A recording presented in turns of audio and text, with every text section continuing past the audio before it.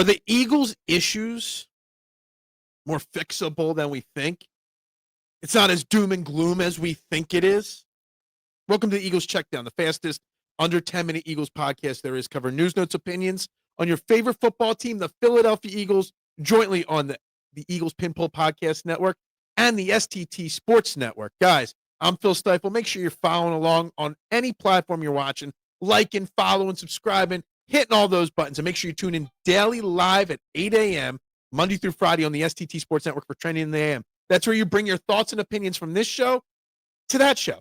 That's where you can voice your opinions on the topics I bring up here. And we're getting set for the Black Friday game against the Chicago Bears. Kind of sort of our old friends, the Chicago Bears. We'll get into that in a second. Now, on a side note, for Black Friday, coincidentally, the Eagles are rocking their all-black uniforms, black helmets, black jerseys, black pants. I love the black helmets, by the way. And we're going up against the Bears. And when I think about it, and I hear all this talk about identity and you got to do this better or that better, etc., I think about the game on Sunday against the Cowboys. And I think about two things that are really sticking out to me. One, we had 2 turnovers, Saquon Barkley fumble and Xavier Gipson fumble. Okay? We've only turned the ball over 6 times this year, twice on Sunday. You protect the ball, you'll win games.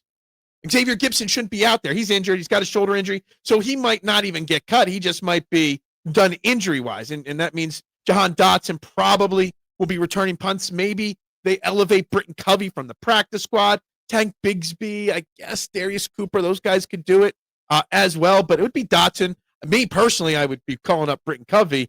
No reason not to. And the Saquon Barkley fumble, it just doesn't happen that often. Eliminate mistakes. 14 penalties on Sunday, right? But it goes deeper than just the 14 penalties on Sunday. The Eagles are 7th in the league with 84 penalties. 7th in penalties per game, 7.6. 4th in offensive penalties, 54 offensive penalties. 4th in special teams penalties, 17. They got a minus 20 penalty differential across the NFL. A 4th worst yard differential, 156 yards. So they're hurting themselves, despite us being 5-3. They're hurting themselves in very controllable ways. You can clean those mistakes up. Attention to detail. Yeah, it's get the game plan, get the play calling, get healthy, but don't make careless mistakes. You know, we heard Vic Fangio speak on Tuesday about the 12 men on the field and how it was a mistake, and Brandon Graham should have been given time to get off because the Cowboys were making a substitution too. They didn't, whatever. But these kind of penalties, they start to add up. These kind of mistakes add up. And if you don't like a game with lots of penalties being called, you're in for a doozy on Friday, as the team that's worse than the Eagles at this, the team with the most penalty differential is the Chicago Bears. The team with the most yards differential is the Chicago Bears. So they're a heavily penalized team as well, committing 7.9 penalties per game.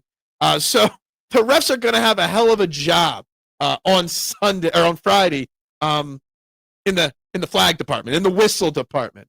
The Bears are the number 1 turnover differential team at a plus 16, but they've given it away 8 times to 24 takeaways. The Eagles 6 in turnover differential, plus 6 with plus 6, 12 takeaways to 6 giveaways. So the penalties, not the turnovers, probably will be one of the key factors to this game. Vic Fangio did speak a couple other things.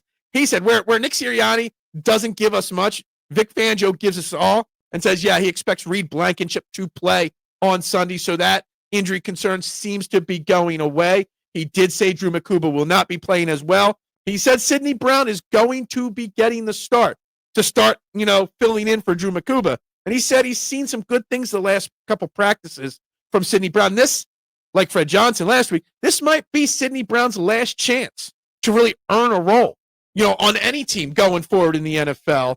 He's still got to learn how to throttle down, not go for the big play. Honestly, Drew Makuba's injury, he was actually taken out by friendly fire by Sidney Brown on that play.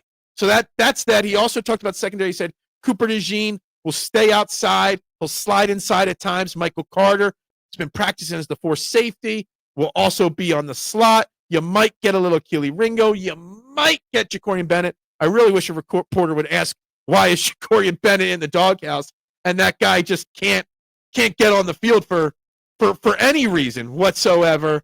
It's kind of crazy. But all these issues that we have as an Eagles team, they're self-inflicted. I would expect the Eagles to activate Willie Lampkin from IR, by the way, when they put Drew Makuba on IR later this week. He's got to be activated, Willie Lampkin, unless he's going to be put on IR for the rest of the season. So there's that. A little side note thing that I saw floating around social media today, and it's something I didn't really think about. We've questioned the offensive line. We've questioned the injuries and the blocking and stuff. And Jeff Stoutland, we kind of forget that Jeff Stoutland lost to Kellen Moore and the New Orleans Saints, his top assistant this offseason. TJ Paganotti, left with Kellen Moore, I guess, to be the offensive line coach there. He was the run game specialist and assistant offensive line coach here before. Wonder how much that is affecting Jeff Stoutland's job. Just throwing it out there. And I said our familiar friends, the Chicago Bears, because I knew Chauncey Gardner-Johnson was on the Bears. I knew DeAndre Swift was on the Bears. Kind of forgot also Kevin Byard is on the Bears. And TJ Edwards is on the Bears. There are 4 former Eagles right off the top of my head that are on the Chicago Bears. So we're going to have a lot of friendly foes or friendly faces as foes this upcoming week at home on Black Friday against the Chicago Bears. It's going to be a lot. We'll get into more as the week goes on, as we get closer to the week, until the game, if you don't listen, hope you have a great Thanksgiving. If I don't talk to you before then, but otherwise, guys, go Birds and bubbles up.